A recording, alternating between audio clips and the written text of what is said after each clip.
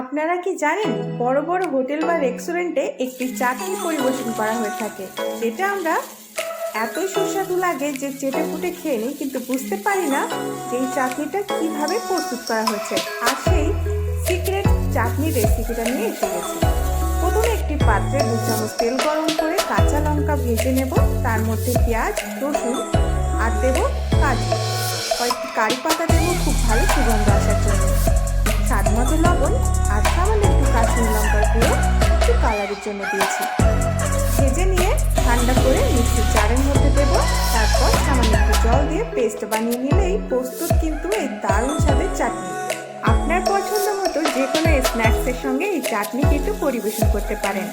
সামান্য একটু ফোড়ন দিয়ে নেব, তার জন্য 1 চামচ তেল গরম করে কাঁচা লঙ্কা, জিরে আর কারি পাতা ফোড়ন দিয়ে নিয়েছি। চাটনির উপরে ঢেলে দিলেই প্রস্তুত এই দারুণ স্বাদের চাটনি। আপনারা